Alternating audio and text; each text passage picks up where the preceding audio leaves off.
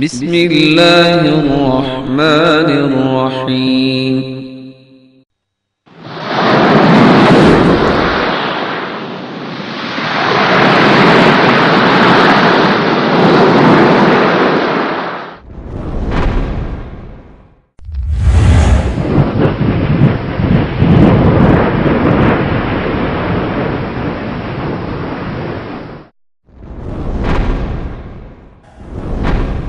موت برحق دنیا کے ہر مسئلے میں اختلاف ہو جاتا، لیکن موت کے مسئلے میں کسی کا بھی اختلاف نہیں پایا جاتا. نبی کریم صلی اللہ علیہ وسلم نے ارشاد فرمایا کہ سب سے زیادہ عقل مند وہ ہے جو موت کو سب سے زیادہ یاد کرنے والا ہے. موت خود کہتی ہے کہ میں وہی موت ہوں جو بھائی بھائی کے درمیان جدائی ڈال دیتی ہوں، میں وہی موت ہوں جو دوستوں کو دوستوں سے دور کر دیتی ہوں، میں وہی موت ہوں جو میاں بیوی کے درمیان میں جدائی پیدا کر دیتی ہوں. أينما تكونوا يدرككم الموت ولو كنتم في بروج مشيدة وإن تصبهم حسنة يقولوا هذه من عند الله وإن تصبهم سيئة يقولوا هذه من عندك قل كل من عند الله فما لهؤلاء القوم لا يكادون يفقهون حديثا. تم جہاں کہیں بھی رہو گے موت تمہیں آ ہی لے گی، خواہ تم مضبوط قلعوں میں محفوظ ہو جاؤ. اور اگر انہیں کوئی فائدہ پہنچے تو کہتے ہیں یہ اللہ کی طرف سے پہنچا ہے، اور اگر کوئی مصیبت پڑ جائے تو کہتے ہیں یہ تمہاری وجہ سے پہنچی ہے. اے میرے نبی، آپ ان سے فرما دیجئے یہ سب کچھ اللہ ہی کی طرف سے ہوتا ہے. آخر ان لوگوں کو کیا ہو گیا ہے کہ بات کو سمجھنے کی کوشش نہیں کرتے.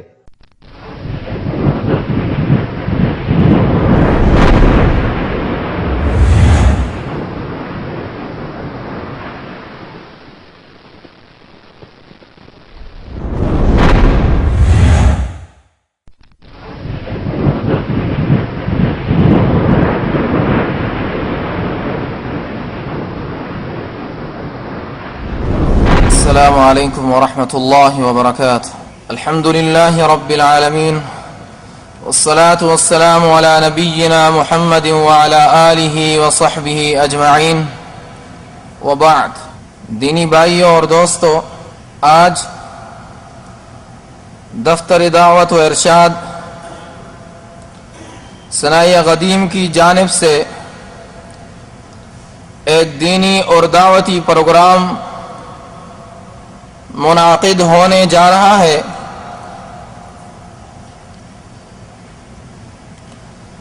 جبکہ پہلے بھی ہوتا آ رہا ہے. اس پروگرام کے آغاز کے لیے عزیزم سعود کو دعوت دیتا ہوں کہ قرآن پاک کی تلاوت سے مجلس کا آغاز کریں. عزیزم سعود. السلام علیکم ورحمۃ اللہ وبرکاتہ. اعوذ باللہ من الشیطان الرجیم. بسم اللہ الرحمن الرحیم. يسبح للہ ما فی السماوات وما فی الارض وما في الأرض الملك القدوس العزيز الحكيم. هو الذي بعث في الأميين رسولا منهم يتلو عليهم آياته ويزكيهم ويعلمهم الكتاب والحكمة وإن كانوا من قبل لفي ضلال مبين. وآخرين منهم لما يلحقوا بهم وهو العزيز الحكيم.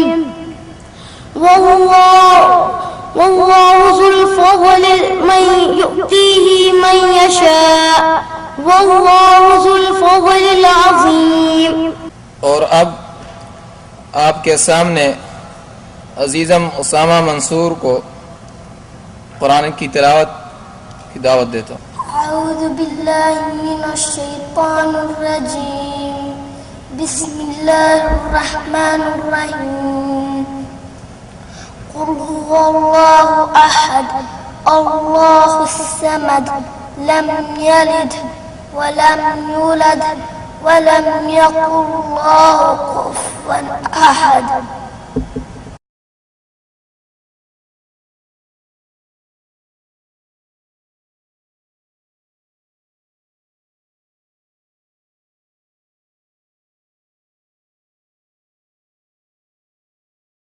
اسلامی بھائیوں،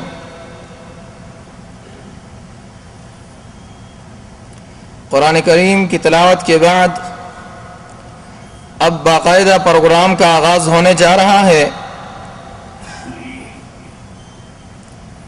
اور آج کا موضوع ہے موت کی سختیاں، جس کے خطیب و مقرر فضیلت الشیخ منصور احمد مدنی صاحب ہیں، جو دفتر و دعوت و ارشاد ثنائی قدیم میں تقریباً 10 سالوں سے دین کی خدمت کر رہے ہیں. تو آپ کے سامنے دعوت دیتا ہوں فضیلت الشیخ منصور احمد مدنی کو کہ آ جائیں اور باقاعدہ پروگرام کا آغاز کریں. السلام علیکم ورحمۃ اللہ وبرکاتہ. الحمد للہ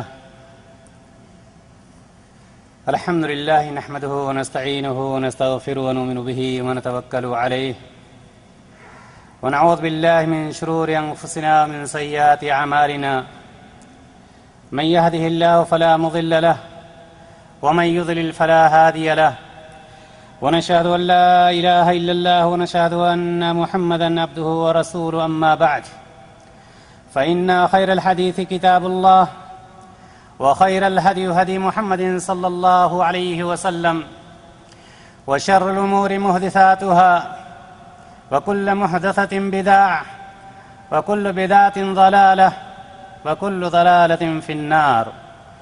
قال الله تعالى في القرآن المجيد والفرقان الحميد: اعوذ باللہ من الشیطان الرجیم بسم اللہ الرحمن الرحیم کل نفس ذائقة الموت. وقال تعالی فی موضع آخر: اینما تکونوا یدرککم الموت ولو کنتم فی بروج مشیدہ. دینی بھائیوں اور دوستوں اور قابل احترام ماؤں اور بہنوں،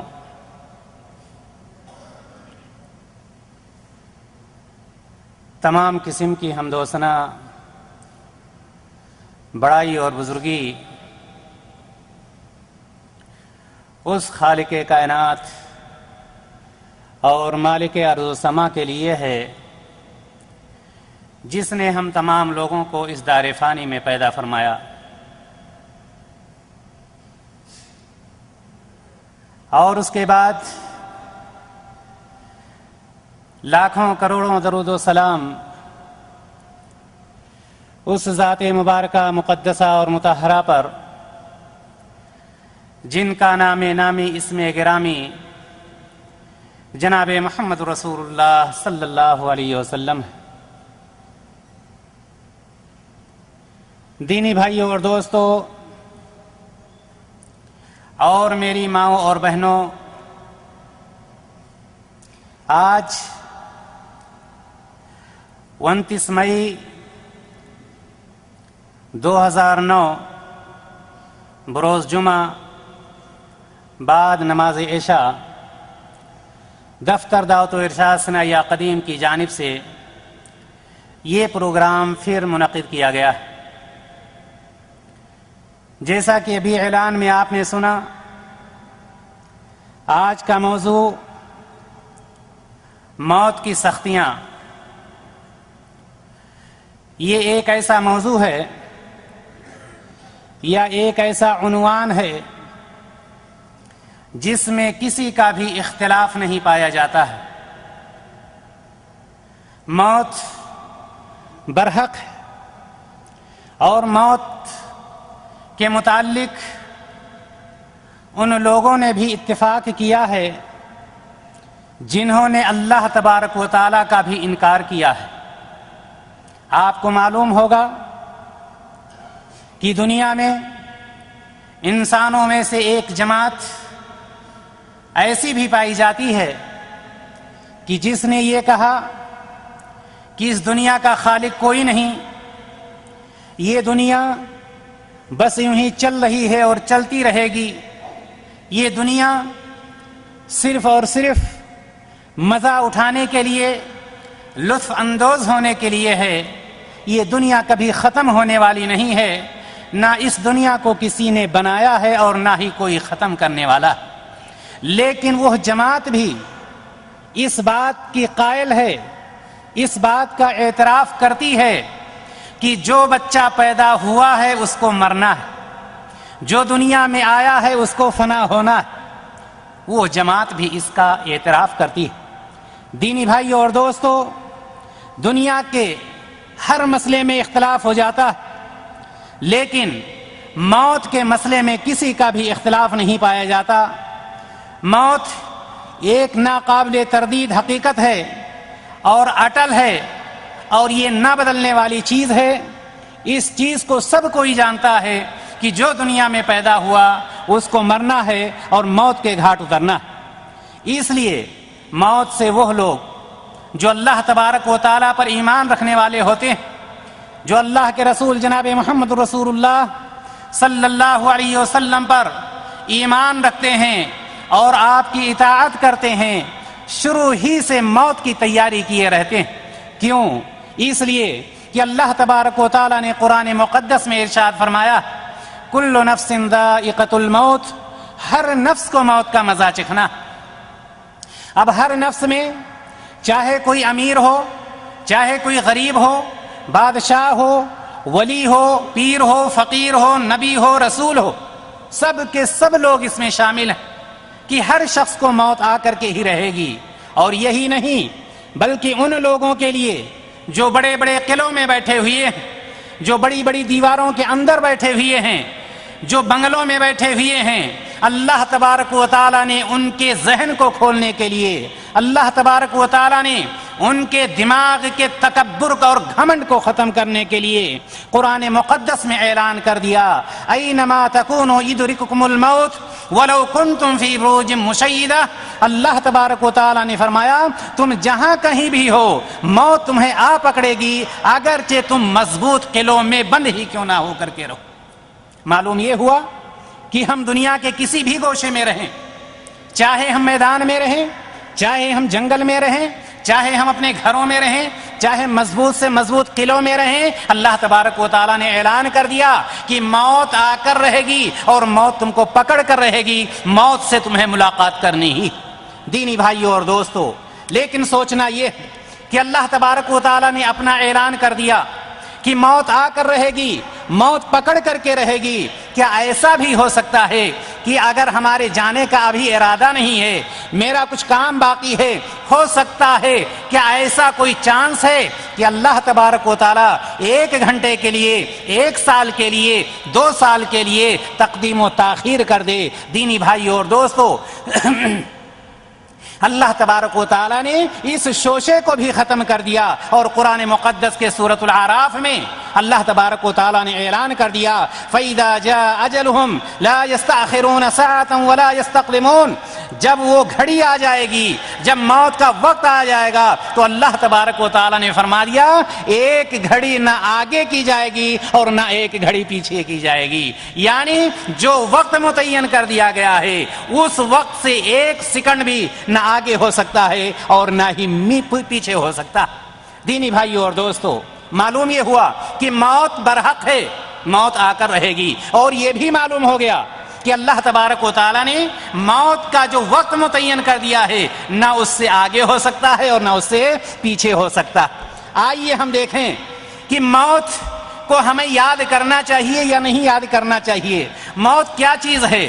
موت کے متعلق سرور کائنات جناب محمد رسول اللہ صلی اللہ علیہ وسلم نے کیا ارشاد فرمایا ہے؟ سرور کائنات صلی اللہ علیہ وسلم اپنی زبان مبارک سے فرماتے ہیں اکثروا ذکرہا اکثروا ذکر ہادم اللذات. اللہ کے رسول صلی اللہ علیہ وسلم نے فرمایا کہ زیادہ لذتوں کو مٹانے والی چیز یعنی موت کو زیادہ سے زیادہ یاد کرتے رہو. لذتوں کو مٹانے والی چیز کون سی ہے؟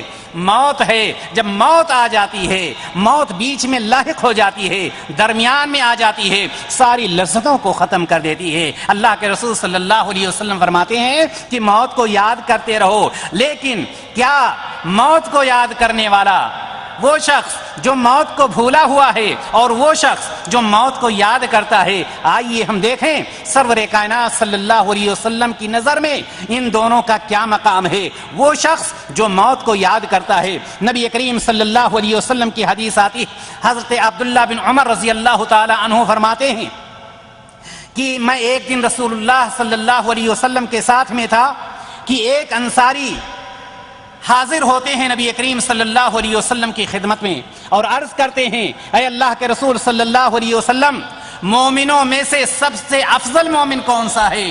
نبی کریم صلی اللہ علیہ وسلم نے ارشاد فرمایا سب سے افضل مومن وہ ہے جس کے اخلاق سب سے زیادہ اچھے ہوں.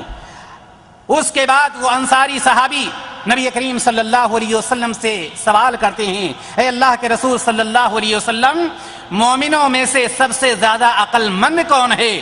نبی کریم صلی اللہ علیہ وسلم نے ارشاد فرمایا کہ سب سے زیادہ عقل مند وہ ہے جو موت کو سب سے زیادہ یاد کرنے والا ہے. سب سے زیادہ عقل مند وہ ہے جو موت کے بعد آنے والی زندگی کے لیے زیادہ سے زیادہ تیاریاں کرنے والا ہے. یعنی یہ کہ ایک شخص جو موت کو یاد کرتا ہے اور موت کے بعد وہ جانتا ہے کہ ایسی زندگی ہے جو زندگی کبھی ختم ہونے والی نہیں، اس زندگی کے لیے انتظام کرتا ہے، اس زندگی کے لیے زیادہ راہ تیار کرتا ہے، اس زندگی کی دھن میں اپنی اس دنیا کو بھولا ہوا ہے جو دنیا ختم ہونے والی ہے، جو دنیا فانی ہے. سرور کائنات جناب محمد رسول اللہ صلی اللہ علیہ وسلم ارشاد فرماتے ہیں کہ وہ سب سے زیادہ عقل مند ہے. معلوم یہ ہوا کہ جو شخص موت کو یاد کرتا ہے، معلوم یہ ہوا کہ جو شخص موت کے بعد والی زندگی کو یاد کرتا ہے یعنی آخرت کی زندگی کو یاد کرتا ہے، نبی کریم صلی اللہ علیہ وسلم کی نظر میں وہ شخص سب سے زیادہ عقل مند. دینی بھائیوں اور دوستو، تو یہ اللہ کے رسول جناب محمد رسول اللہ صلی اللہ علیہ وسلم کی حدیث سے ہمیں یہ پتا چلا کہ اللہ کے رسول صلی اللہ علیہ وسلم نے یہ فرمایا کہ موت ایک تو برحق ہے. اللہ تعالیٰ نے فرمایا موت تو آ کر رہے گی، اور نبی کریم صلی اللہ علیہ وسلم نے یہ بتلایا کہ موت کو یاد کرنے والا سب سے زیادہ عقل مند ہے. لیکن اس سے پہلے کہ ہم تفصیل میں جائیں، آئیے ہم یہ دیکھتے ہیں کہ نبی کریم صلی اللہ علیہ وسلم نے فرمایا کہ سب سے زیادہ عقل مند وہ ہے جو موت کو یاد کرنے والا ہے. تو موت ہے کیا چیز؟ موت کہتے کس کو ہیں؟ کون سی وہ بلا ہے کہ جس کو اگر کوئی یاد کرتا ہے تو اللہ کے رسول صلی اللہ علیہ وسلم کی نظر میں وہ سب سے زیادہ عقل مند ہوتا ہے.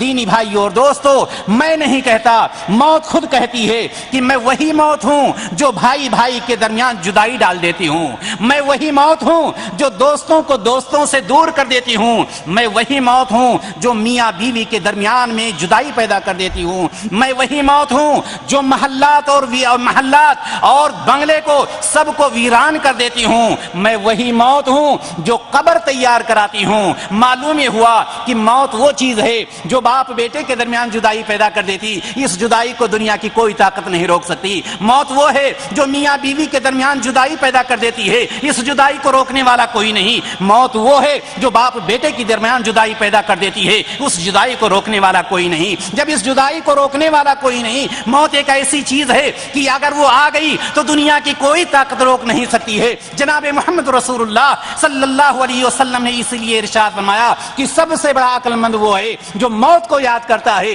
جس کو روکنے کی کسی کی طاقت نہیں. کیوں؟ اس لیے کہ اللہ تبارک و تعالیٰ نے اعلان کر دیا ہے کہ جس وقت جس کی موت میں نے لکھ دی ہے، جس دن جس کا آخری لمحہ میں نے لکھ دیا ہے، وہ لمحہ آگے پیچھے نہیں ہو سکتا ہے. اسلامی بھائیوں اور دوست، موت تو آ کر رہے گی، یہ ہر شخص کا یہ ہم نہیں کہہ رہے ہیں یہ ایک مسلمان کا عقیدہ، ہر شخص کا یہ عقیدہ، چاہے وہ کافر ہو، چاہے فاجر ہو، چاہے مومن ہو، چاہے مسلم ہو، امیر ہو، غریب ہو، کالا ہو، گورا، سب کا یہ اعتراف ہے کہ موت آ کر کے رہے گی، موت آ کر کے رہے گی۔ لیکن ہمیں دیکھنا اور آپ کو یہ ہے کہ اللہ تبارک و تعالیٰ نے موت کے بارے میں کیا ارشاد فرمایا۔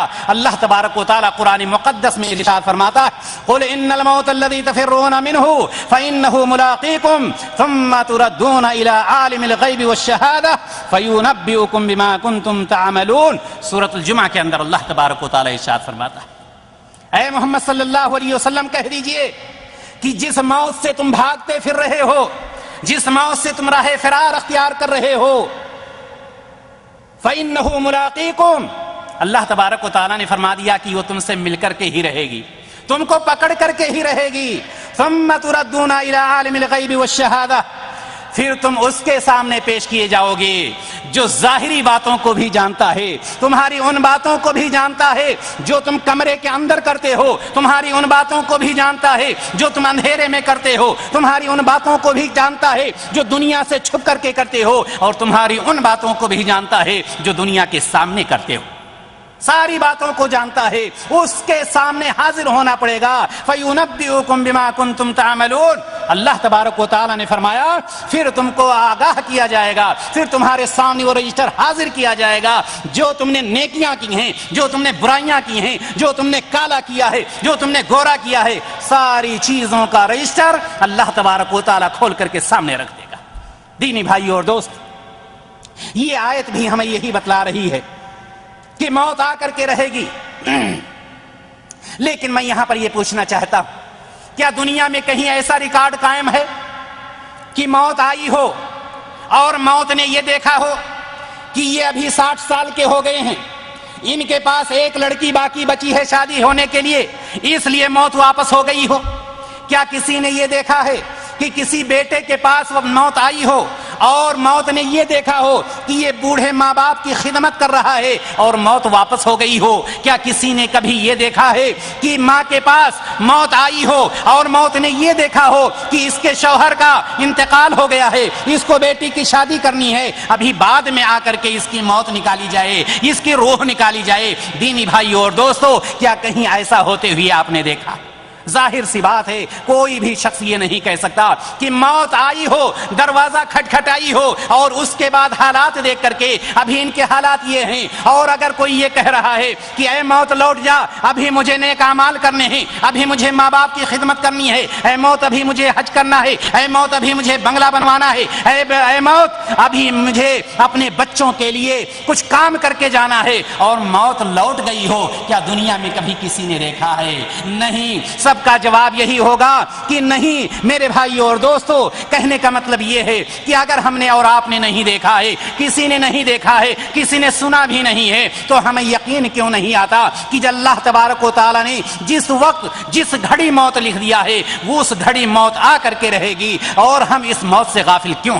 ہم موت کے لیے تیاری کیوں نہیں کرتے ہیں؟ کہ اللہ تبارک و تعالیٰ پر ہمارا ایمان نہیں؟ کہ اللہ تبارک و تعالیٰ کی کتاب پر ہمارا یقین نہیں ہے؟ دینی بھائی اور دوستو، اگر نہیں ہے تو کیوں نہیں ہے؟ آخر سوال یہ پیدا ہوتا ہے کہ ہم مسلمان ہیں، ہم مسلمان گھر میں پیدا ہوئے ہیں، ہم امت محمدیہ صلی اللہ علیہ وسلم میں شامل ہیں، ہمیں یقین کیوں نہیں ہوتا ہے؟ اور اگر یقین ہوتا ہے تو ہمارا ایمان کہ ہمارا عمل کیوں نہیں ہے؟ ہم عمل میں پیچھے کیوں پڑے ہوئے ہیں؟ دینی بھائی اور دوستو، موت تو آنی ہی ہے، لیکن آج کا جو موضوع ہے وہ ہے موت کی سختیاں۔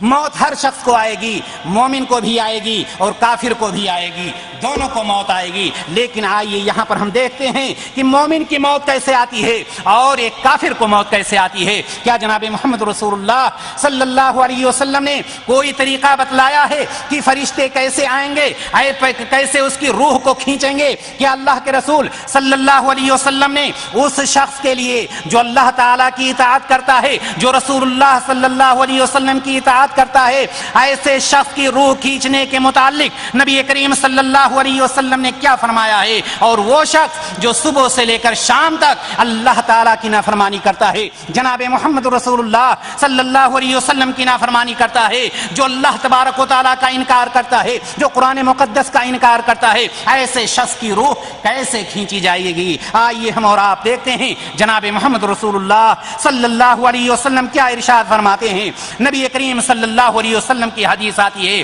حضرت برا بن عازب رضی اللہ تعالی عنہ مروی ہے، حضرت برا بن عازب رضی اللہ تعالی عنہ سے مروی ہے، کہتے ہیں کہ انصاریوں میں سے ایک انصاری کی جنازے کی نماز پڑھنے کے لیے ہم جناب محمد رسول اللہ صلی اللہ علیہ وسلم کے ساتھ نکلے۔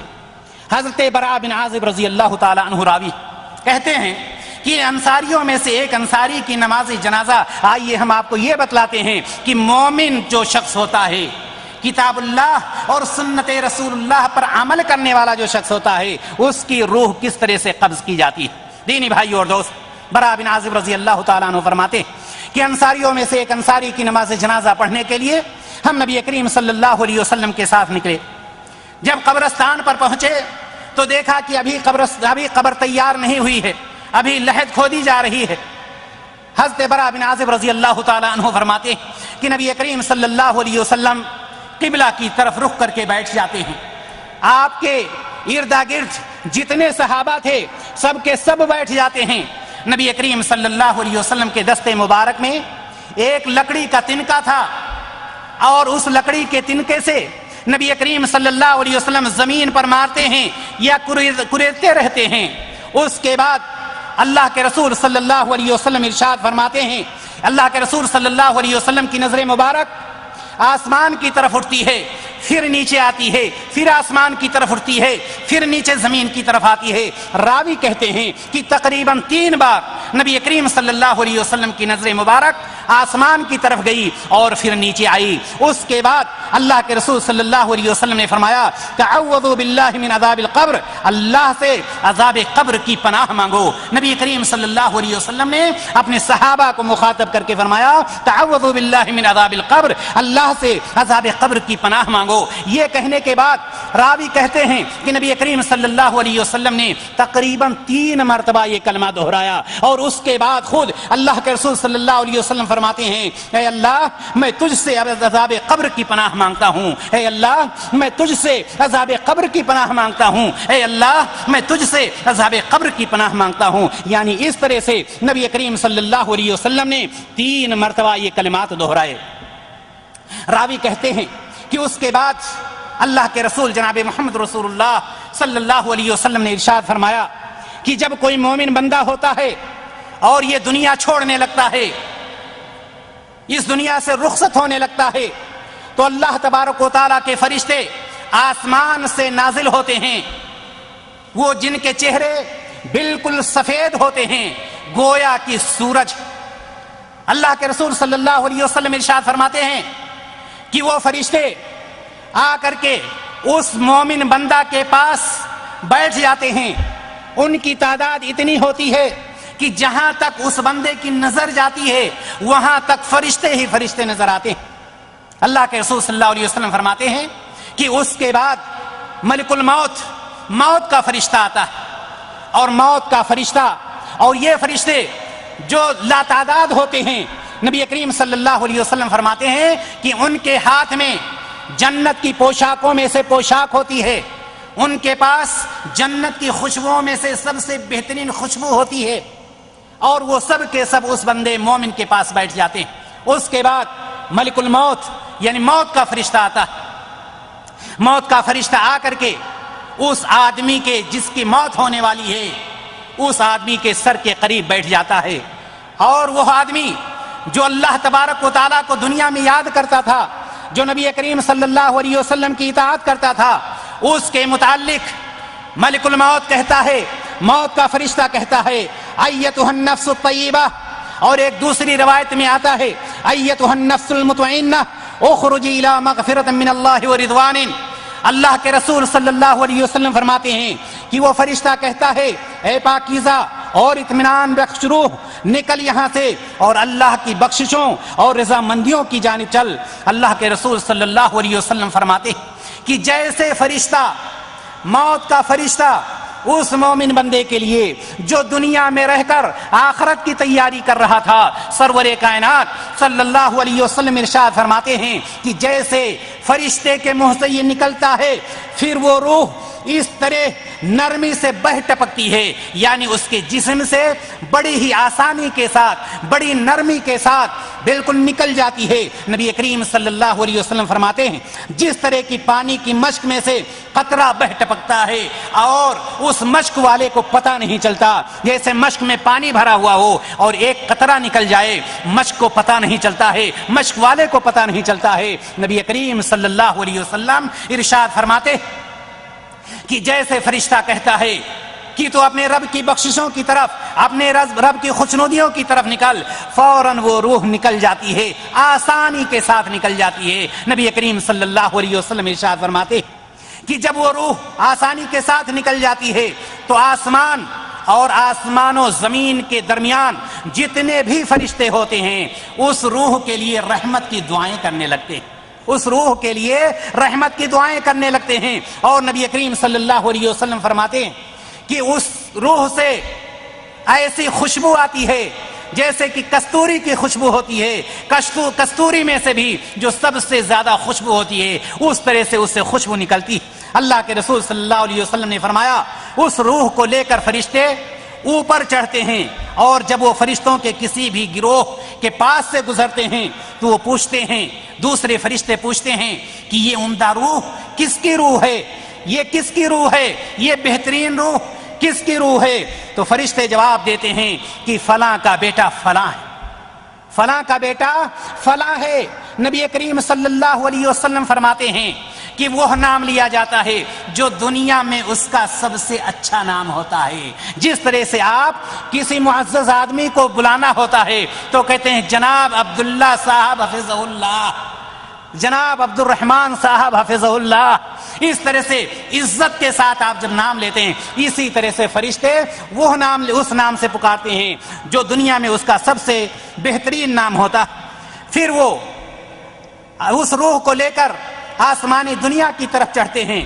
فرشتے جو بھی جس سے بھی ملاقات ہوتی ہے، نبی کریم صلی اللہ علیہ وسلم ارشاد فرماتے کہ سارے کے سارے فرشتے اس کے لیے دعا کی، رحمت کی دعا کر رہے ہیں اور سب کے سب اس کے ساتھ ہونے کے لیے پریشان ہوتے ہیں، یہاں تک کہ جب آسمان دنیا کی طرف لے کر کے چلتے ہیں تو نبی کریم صلی اللہ علیہ وسلم فرماتے ہیں کہ آسمان کا دروازہ کھولنے کے لیے کہا جاتا ہے، آسمان کا دروازہ کھول دیا جاتا ہے اور جیسے ہی آسمان کا دروازہ کھولا جاتا ہے نبی کریم صلی اللہ علیہ وسلم فرماتے ہیں کہ سارے کے سارے فرشتے اس روح کے ساتھ ہو جاتے ہیں، پھر دوسرا کھولا جاتا ہے، تیسرا کھولا جاتا ہے، یہاں تک کہ نبی کریم صلی اللہ علیہ وسلم نے فرمایا کہ ساتویں آسمان تک پہنچ جاتے ہیں۔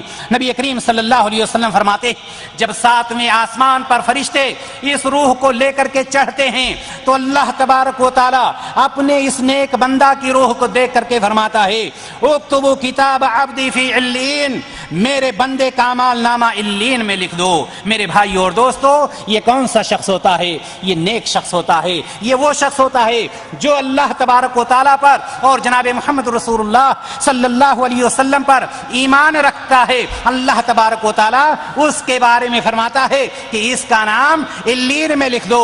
لیکن آپ کو معلوم ہے کہ علین کیا ہے؟ اللہ تبارک و تعالیٰ نے فرمایا وما ادراک ما علیون کتاب مرقوم یشہدہ المقربون، تمہیں کیا معلوم کہ وہ علین کیا ہے؟ وہ ایک لکھی ہوئی کتاب ہے جس پر مقرب فرشتے حاضر باش ہوتے ہیں۔ دینی بھائی اور دوستو، معلوم یہ ہوا کہ اگر کوئی نیک بندہ ہوتا ہے، اگر کوئی مومن بندہ ہوتا ہے، اگر کوئی اللہ تبارک و تعالیٰ کا محبوب بندہ ہوتا ہے، اس کی روح اس حساب سے نکالی جاتی ہے کہ اس کو پتہ بھی نہیں چلتا ہے، جیسے پانی کا قطرہ ٹپک جاتا ہے، بہہ جاتا ہے، پتہ نہیں چلتا، اور پھر اللہ تبارک و تعالیٰ کے فرشتے اس کے لیے رحمت کی دعائیں کرتے ہیں، اس کو جنت کی پوشاک میں لپیٹ لیتے ہیں جس سے خوشبو نکلتی ہے اور اللہ تبارک و تعالیٰ اس کا نام علین میں لکھ دیتا ہے۔ علین آپ کو معلوم ہونا چاہیے کہ علین آسمانوں میں، یا علین سدرۃ المنتہا کے پاس، یا علین جنت میں، یا علین عرش کے پاس ایک جگہ ہے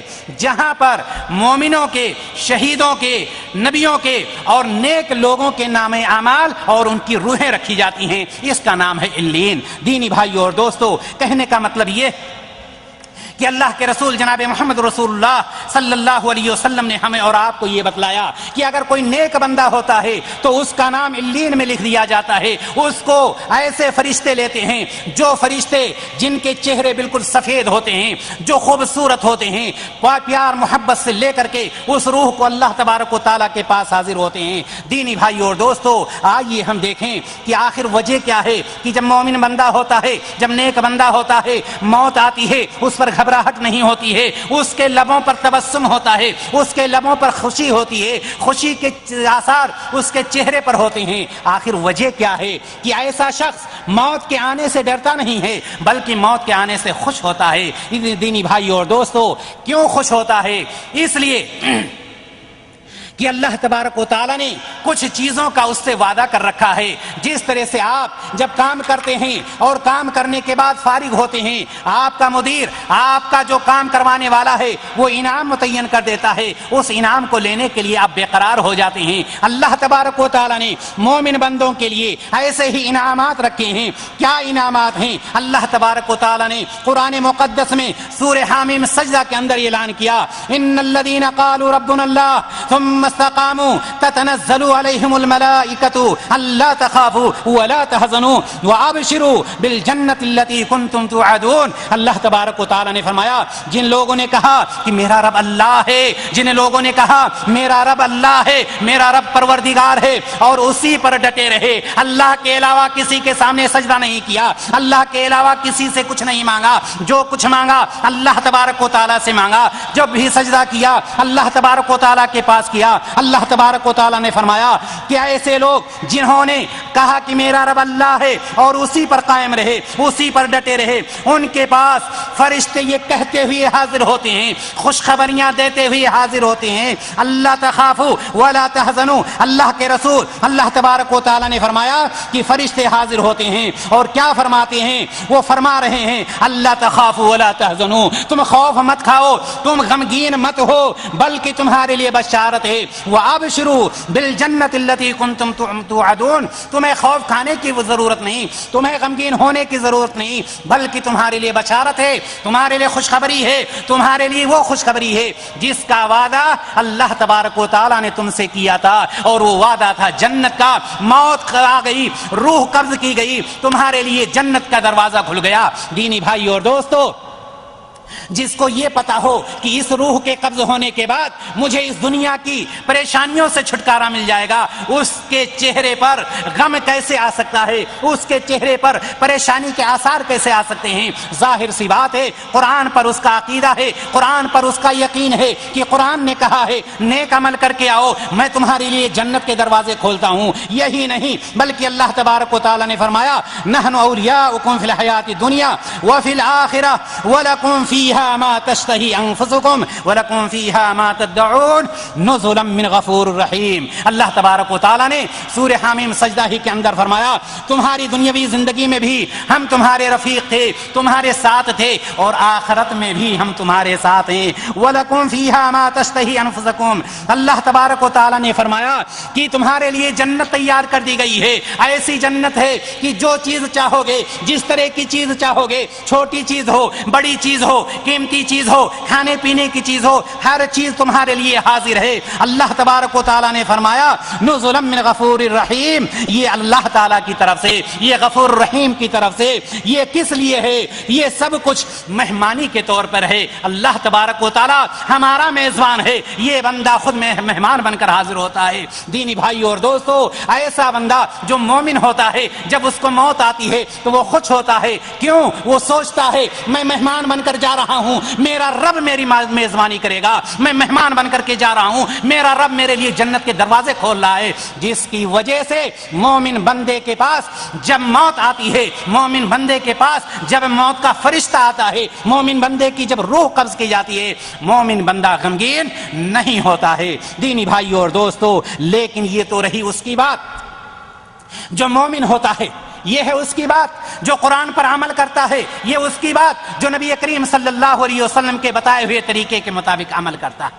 آئیے ہم اس کو بھی دیکھتے ہیں جو نبی کریم صلی اللہ علیہ وسلم کی باتوں پر عمل کرنے والے کو سب سے بڑا بیوقوف سمجھتا ہے. اگر کوئی دینی مجلس میں چلا جائے جہاں پر قرآن و حدیث کی باتیں ہو رہی ہوں، اگر کوئی وہاں پر جانے کا ارادہ کرتا ہے تو ایک شخص کہتا ہے یہ تو بدل چکا ہے، اس کی دنیا بدل چکی، یہ بیکار ہو چکا، اب اس سے کچھ لینا دینا نہیں ہے، یہ صرف مسجد دیکھتا ہے اور یہ چکر میں رہتا ہے کہاں درس ہو رہا ہے. دینی بھائیو اور دوستو، آئیے دیکھیں ایسے لوگوں کے بارے میں اللہ تبارک و تعالیٰ نے کیا ارشاد فرمایا ہے اور جناب محمد رسول اللہ صلی اللہ علیہ وسلم نے ان کے متعلق کیا ارشاد فرمایا ہے. جناب محمد رسول اللہ صلی اللہ علیہ وسلم کی آپ نے حدیث سنی کہ اللہ کے رسول صلی اللہ علیہ وسلم نے فرمایا کہ جب کوئی نیک بندہ ہوتا ہے، جب کوئی مومن بندہ ہوتا ہے اور اس کی روح قبض کی جاتی ہے تو کس طرح سے قبض کی جاتی ہے، اس چیز کو آپ نے سن لیا. آئیے ہم دیکھیں اگر کوئی کافر ہے، اگر کوئی فاجر ہے، نبی کریم صلی اللہ علیہ وسلم نے ایسے شخص کے بارے میں کیا ارشاد فرمایا.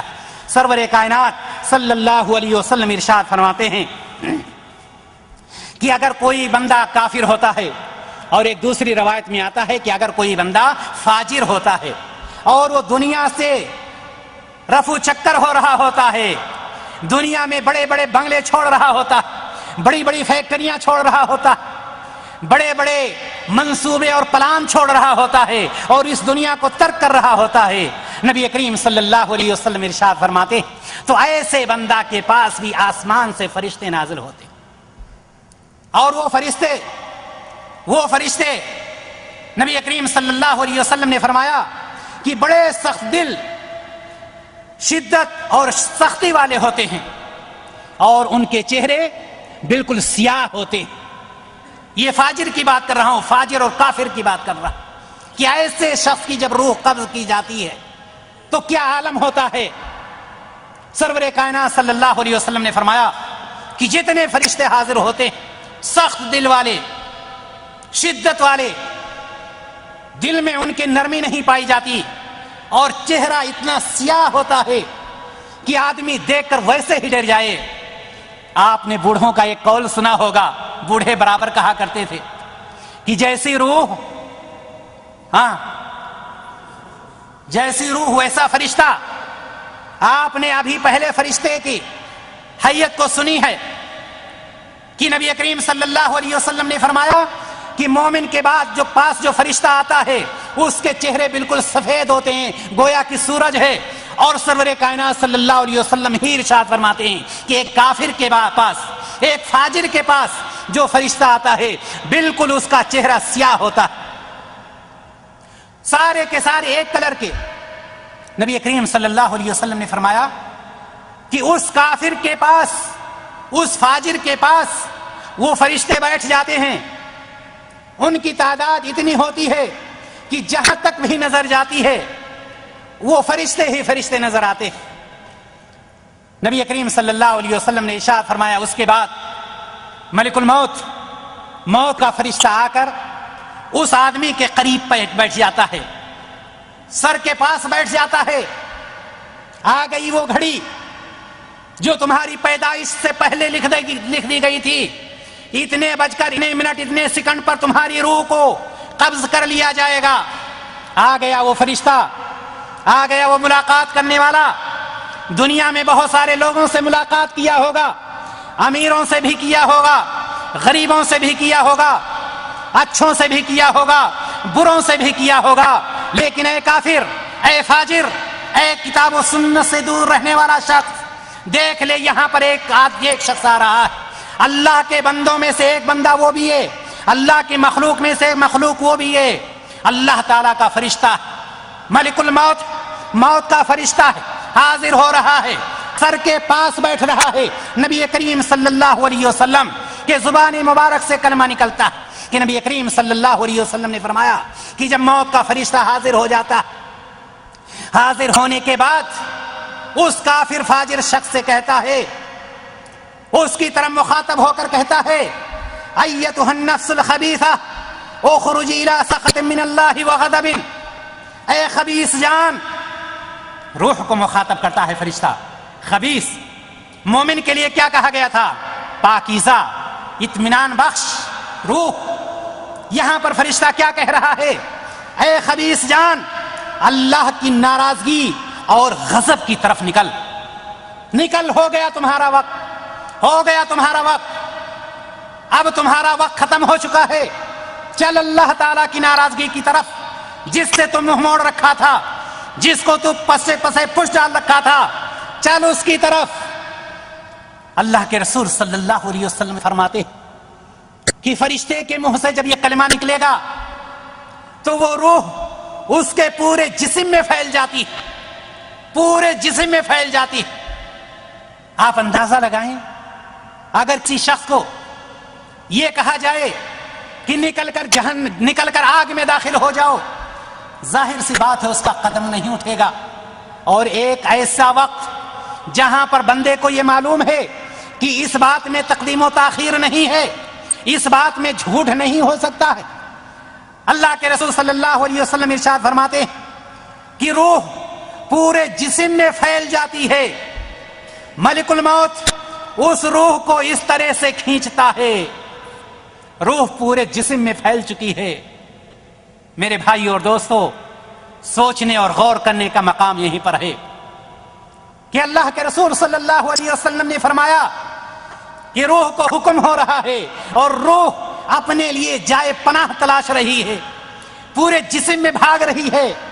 نبی کریم صلی اللہ علیہ وسلم ارشاد فرماتے ہیں کہ جب اس روح کو فرشتہ اس کے جسم سے کھینچتا ہے تو بالکل اس کی مثال ایسے ہی ہوتی ہے جیسے اونی بھیگا ہوا کپڑا ہو، اون کا بھیگا ہوا کپڑا ہو، اور کسی شاخ پر، کسی ایسی شاخ پر جس میں بے شمار کانٹے ہوں، اس شاخ پر جس میں بے شمار کانٹے ہیں، ایک اون کا بھیگا کپڑا اس پر ڈال دیا جائے اور ڈالنے کے بعد اس کو اپنی طرف کھینچا جائے تو وہ کانٹے اور اون کے دھاگے ایک دوسرے سے لپٹ لے رہے ہوتے ہیں. چھوڑنے کا کسی کو دل نہیں چاہتا ہے، بلکہ وہ اون کے دھاگے نکل رہے ہوتے ہیں. نبی کریم صلی اللہ علیہ وسلم نے فرمایا کہ جب اس روح کو فرشتہ کھینچتا ہے تو بالکل یہی عالم ہوتا ہے جس طرح سے ایک کانٹے دار شاخ پہ اون کا بھیگا ہوا کپڑا پھیلا کر کوئی بندہ کھینچ رہا ہو اور وہ کپڑا چھوڑنے کا نام نہ لے رہا ہو. میرے بھائیو اور دوستو، آپ اس سے اندازہ لگا سکتے ہیں کہ وہ عالم کیسا عالم ہوگا. نبی کریم صلی اللہ علیہ وسلم نے فرمایا کہ جب وہ فرشتہ اس روح کو کھینچ لیتا ہے، روح اس کے ہاتھ میں آ جاتی ہے اور وہ فرشتے جو ابھی اس کے پاس حاضر ہوئے تھے، سیاہ چہرے والے، ان کے پاس جہنم کے پوشاکوں میں سے پوشاک ہوتی ہے. نبی کریم صلی اللہ علیہ وسلم ارشاد فرماتے ہیں کہ جب اس کی روح اس کے جسم سے نکالی جاتی ہے، آسمان و زمین کے درمیان جتنے فرشتے ہوتے ہیں سب کے سب اس کے اوپر لعنت برساتے ہیں، سب کے سب اس کے اوپر لعنت برساتے ہیں. وہ روح ہاتھ میں آتی ہے، اس کو کوئی لینا نہیں چاہتا. فرشتے آنکھ جھپکنے سے پہلے اس کو جہنم کے پوشاک میں لپیٹ دیتے ہیں اور لپیٹنے کے بعد نبی کریم صلی اللہ علیہ وسلم ارشاد فرماتے ہیں کہ اس روح سے، اس پوشاک سے ایسی بدبو نکلتی ہے کہ زمین پر کسی گندے ترین مردار کی بھی ایسی نہیں پائی جاتی، ایسی بدبو اس سے نکلتی ہوتی. نبی کریم صلی اللہ علیہ وسلم ارشاد فرماتے ہیں کہ اس روح کو اوپر کی طرف، آسمان کی طرف لے کر چلتے ہیں فرشتے. جب کسی گروپ سے وہ روح گزرتی ہے تو وہ کہتے ہیں کہ کون ہے یہ خبیث روح، کون ہے یہ خبیث روح؟ آپ اندازہ لگائیں، فرشتے کہہ رہے ہیں، فرشتوں کی زبان سے نکل رہا، کون ہے یہ خبیث روح؟ کیا کہا جاتا ہے کہ یہ فلاں صاحب کا ہے، یہ فلاں صاحب کی روح ہے، یہ ایم پی صاحب کی روح ہے، یہ چودھری صاحب کی روح ہے؟ نہیں، نبی کریم صلی اللہ علیہ وسلم نے فرمایا کہ فرشتے جب جواب دیتے ہیں ان فرشتوں کو جنہوں نے سوال کیا تھا، تو فرشتے جو دنیا میں اس کا سب سے برا نام ہوتا ہے، سب سے برا نام جو اس کا ہوتا ہے، سب سے برے نام سے جس سے وہ پکارا جاتا تھا، فرشتے کہتے ہیں یہ فلاں فلاں کا بیٹا ہے، اور پوری دنیا میں اس کی بدبو پھیل جاتی ہے۔ فرشتے پریشان ہو جاتے ہیں، اس کو لینے کے لیے سب کوئی کہتا ہے کاش میرے رس یہ روح نہ آتی، یہاں تک کہ وہ روح آسمان دنیا پر پہنچ جاتی ہے۔ فرشتے کہتے ہیں دروازہ کھولو، آسمان کا دروازہ۔ ابھی میں نے آپ کو بتلایا ہے کہ متقیوں کی روح، مومنوں کی روح، دروازے کھولے جاتے ہیں، استقبال کیا جاتا ہے، فرشتے ساتھ میں ہوتے ہیں، ساتھ میں آسمان پر پہنچایا جاتا ہے۔ لیکن یہ کافر اور فاجر کی روح جب آسمان دنیا پر پہنچتی ہے اور یہ کہا جاتا ہے کہ دروازے کھولو، تو دروازے کھولے نہیں جاتے ہیں، دروازے نہیں کھولے جاتے۔ کیوں؟ اس لیے کہ اللہ کے رسول صلی اللہ علیہ وسلم حدیث بیان کرنے کے بعد فرماتے ہیں کہ اللہ تبارک و تعالی قرآن مقدس میں سورۃ الاعراف میں فرماتا ہے لا تفتح لهم ابواب السماء ولا يدخلون الجنة حتى يلج الجمل في سم الخياط۔ اللہ کے رسول صلی اللہ علیہ وسلم اس آیت کی تلاوت کرتے ہیں، کس کے لیے؟ ان فاجروں کے لیے، ان کافروں کے لیے۔ اللہ کے رسول صلی اللہ علیہ وسلم نے فرمایا کہ اللہ تبارک و تعالیٰ فرماتا ہے کہ ان کے لیے آسمان کے دروازے نہیں کھولے جائیں گے، آسمان کے دروازے نہیں کھولے جائیں گے۔ رہی بات جنت کی، جنت کی نعمتوں کی، اللہ تبارک و تعالیٰ نے فرمایا کہ ہاں داخل ہوں گے، لیکن کب؟ جب ایک سوئی کے سوراخ میں اونٹ داخل ہو جائے۔ ہے کبھی ممکن کہ اونٹ سوئی کے سوراخ میں داخل ہو جائے؟ اللہ تبارک و تعالیٰ نے نقشہ کھینچ دیا حتی یلج الجمل فی سم الخیاط، اس وقت تک داخل نہیں ہو سکتے جب تک سوئی کے سوراخ میں اونٹ داخل نہیں ہو سکتا ہے۔ نہ سوئی کے سوراخ میں اونٹ داخل ہوگا اور نہ کافر اور فاجر شخص جنت میں داخل ہوگا۔ معلوم یہ ہوا کہ اس کے لیے ہمیشہ ہمیش کے لیے جنت حرام کر دی گئی۔ دینی بھائی اور دوست، جب وہاں پر پہنچ گیا اس کے بعد کیا ہوگا؟ اللہ تبارک و تعالی ایسے بندے کے لیے، جو بندہ کافر ہے، جو بندہ فاجر ہے، اللہ تبارک و تعالی ایسے بندوں کے لیے بھی انتظام کیا۔ کیا انتظام ہے؟ اللہ تبارک و تعالی فرمائے گا کہ ایسے بندے کا نام سجین میں لکھ دو، جو کافر ہے، جو فاجر ہے، اس کا نام سجین میں لکھ دو، چونکہ مومن بندے کا نام علین میں رکھا گیا تھا، اس کا نام سجین میں رکھ دو۔ اللہ تبارک و تعالی نے فرمایا کلا ان کتاب الفجار لفی سجین وما ادراک ما سجین کتاب مقوم، یقیناً بدکاروں کا نام اعمال سجین میں ہے۔ اور آپ یہ جانتے چلیں کہ سجین کہتے کس کو؟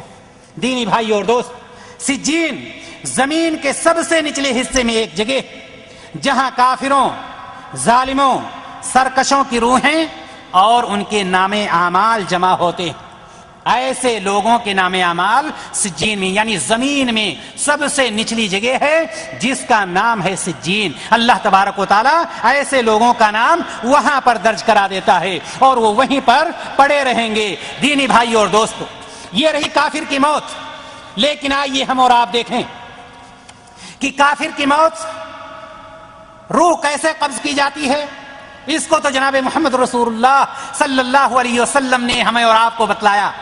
کہ کیسے کافر کی روح قبض کی جائے گی اور کیسے ایک مومن کی، متقی کی، پرہیزگار کی، ایک موحد کی روح کیسے قبض کی جائے گی۔ دینی بھائی اور دوستو، فاجر کی موت، اس کی روح کو قبض کرنے کا نقشہ اللہ تبارک و تعالیٰ نے سورۃ الانعام میں کھینچا ہے۔ اللہ تبارک و تعالیٰ نے فرمایا وَلَوْ تَرَىٰ إِذِ الظَّالِمُونَ فِي غَمَرَاتِ الْمَوْتِ وَالْمَلَائِكَةُ بَاسِطُو أَيْدِيهِمْ أَخْرِجُوا أَنفُسَكُمْ الْيَوْمَ تُجْزَوْنَ عَذَابَ الْهُونِ بِمَا كُنتُمْ تَقُولُونَ عَلَى اللَّهِ غَيْرَ الْحَقِّ وَكُنتُمْ عَنْ آيَاتِهِ تَسْتَكْبِرُونَ۔ اللہ تبارک و تعالیٰ نے فرمایا کہ اس منظر کو یاد کیجئے جب ظالموں کی موت سختیوں کے عالم میں ہوگی، جب ظالموں، کافروں، فاجروں کی موت روح کھینچی جا رہی ہوگی، وہ سختیوں کے عالم میں ہوں گے اور فرشتے ان کی طرف یہ کہتے ہوئے اپنے ہاتھ بڑھا رہے ہوں گے اپنی جانیں نکالو، اپنی جانیں نکالو، آج تم کو ذلت کی سزا دی جائے گی اس چیز کے سبب کہ تم نے اللہ تعالیٰ کی ذمے جھوٹی باتیں لگائی تھیں، تم اللہ تبارک و تعالیٰ کے ذمے جھوٹی باتیں لگاتے تھے اور تم اللہ تبارک و تعالیٰ کی کتاب قرآن مقدس سے تکبر کرتے تھے، گھمنڈ کرتے تھے، اتراتے تھے۔ اللہ تبارک و تعالیٰ نے فرمایا کہ ایسے لوگوں کا عالم یہ ہوگا کہ اس وقت یہ بے چین ہوں گے، بے قرار ہوں گے۔ وہ منظر جو ہوگا انتہائی خطرناک منظر ہوگا۔ دینی بھائیو اور دوست، یہاں تک ہم پہنچے اور ہمیں یہ پتا چلا کہ روح کے قبض کیے جانے کی دو شکلیں یا دو روپ ہیں، ایک مومن کی روح اور ایک کافر کی روح۔ اب یہ معلوم ہونا چاہیے کہ وہ بندہ جو موت سے باخبر ہے، اللہ تبارک و تعالیٰ کی کتاب سے باخبر ہے، وہ بندہ دنیا ہی میں رہ کر آخرت کے لیے تیاری کرتا ہے، جناب محمد رسول اللہ صلی اللہ علیہ وسلم کے بتائے ہوئے طریقے کے مطابق زندگی گزارتا ہے۔ ایسا بندہ مومنوں کی صف میں آ جاتا ہے، ایسا بندہ ان لوگوں کی جماعت میں آ جاتا ہے جس کی روحیں قبض کرنے کے لیے وہ فرشتے آتے ہیں جن کے چہرے چمک رہے ہوتے ہیں۔ لیکن میرے بھائیو اور دوستو، نتیجہ معلوم ہو چکا ہے اور ہمیں یہ معلوم ہو گیا کہ ہم عمل کریں گے، جیسا عمل کریں گے ویسا فرشتہ میرے پاس حاضر ہوگا۔ لیکن میں آپ کو یہ بتلانا چاہتا ہوں کہ موت کی وارننگ اللہ تبارک و تعالیٰ دیتا ہے، یہ اور بات ہے، ہم اور آپ سمجھتے نہیں، ہم اور آپ اس کو نظر انداز کر دیتے ہیں۔ آپ غور کریں کہ جب امتحان قریب ہوتا ہے تو ایک استاد اپنے شاگرد کو یاد کراتا ہے، تنبیہ کرتا ہے کہ غفلت نہیں کرنا، امتحان بالکل قریب ہے۔ ایک مریض ڈاکٹر کے پاس جاتا ہے تو وہ ڈاکٹر مریض کو جہاں پر دوائیں دیتا ہے وہیں پر پرہیز کرنے کے لیے تاکید بھی کرتا ہے۔ ایک مدیر جب اپنے احکامات اپنے کام کرنے والوں پر جاری کرتا ہے تو اس کی تاکید کرتا ہے کہ تم اس میں پوری طرح سے عمل کرنا۔ لیکن آپ کو معلوم ہونا چاہیے کہ اگر ایک شاگرد غفلت برتتا ہے تو وہ استاد آ کر کے بتلاتا ہے کہ تمہاری غفلت عام ہو چکی ہے، تم کتابیں نہیں پڑھ رہے ہو، اس کے نتائج برے ہو سکتے ہیں، اس کا نتیجہ برا ہو سکتا ہے۔ ایک ڈاکٹر کے پاس جب مریض واپس آتا ہے، مرض صحیح نہیں ہوتا ہے، ڈاکٹر کہتا ہے تم پرہیز نہیں کر رہے ہو، اس کے نتائج برے ہو سکتے ہیں۔ ایک کام کرنے والے کی خبر جب مدیر کو پہنچتی ہے کہ یہ کام میں چوری کر رہا ہے، اس کو بلا کر کے وارننگ دیتا ہے تم کام میں چوری کر رہے ہو، اس کے نتائج برے ہو سکتے ہیں۔ دینی بھائیو اور دوست، کہنے کا مطلب یہ کہ ایک استاد نے اپنے شاگرد کو وارننگ دیا کہ اس کے نتائج برے ہو سکتے ہیں، ایک ڈاکٹر نے ایک مریض کو وارننگ دیا کہ پرہیز نہیں کر رہے ہو، اس کے نتائج برے ہو سکتے ہیں، ایک مدیر نے کام کرنے والے کو وارننگ دیا کہ کام میں چوری کر رہے ہو، آنے جانے میں صحیح اہتمام نہیں کر رہے ہو، اس کے نتائج برے ہو سکتے ہیں۔ اسی طرح سے اللہ تبارک و تعالیٰ نے اس نظام کائنات میں بہت ساری چیزیں ایسا پیدا کی ہیں، ایسا بنایا ہے جو ہمارے اور آپ کے لیے ایک وارننگ ہے، ہمارے اور آپ کے لیے ایک تنبیہ ہے۔ یہ اور بات ہے، ہم خواب غفلت میں ہیں، ہم خواب خرگوش میں ہیں، ہم نے دنیا کے پیچھے آخرت کو بھلا دیا ہے، جس کی وجہ سے ہماری نظر اس پر نہیں جا رہی ہے۔ دینی بھائی اور دوستو، ہم غور کریں کہ ایک بستی سیلاب کی زد میں آ کر صفحے ہستی سے مٹ جاتی ہے۔